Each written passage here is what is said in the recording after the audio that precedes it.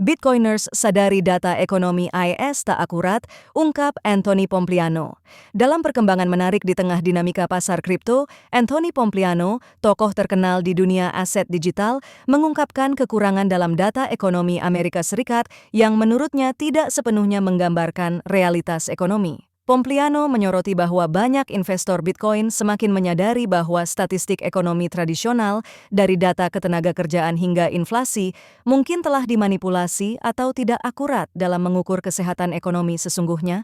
Menurut Pompliano, kelemahan pada sistem pengumpulan dan pelaporan data ekonomi asal AES turut memicu perdebatan di antara komunitas kripto. Hal ini mendorong para Bitcoiners untuk melihat aset digital sebagai alternatif yang lebih transparan dan bebas dari distorsi kebijakan ekonomi.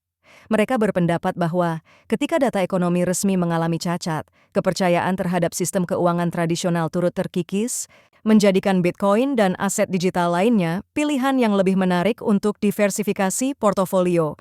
Para analis pasar menyatakan bahwa pernyataan ini tidak hanya menyoroti ketidakakuratan data, namun juga mencerminkan pergeseran persepsi investor di era digital.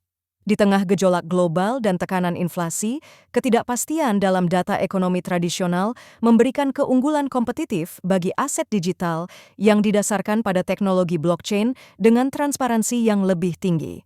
Sementara regulator dan institusi keuangan berupaya memperbaiki sistem pengukuran ekonomi, pernyataan Anthony Pompliano ini memberikan sinyal bahwa para pelaku pasar kripto semakin yakin bahwa pendekatan alternatif dalam menilai kondisi ekonomi dapat membuka peluang investasi yang belum pernah terlihat sebelumnya.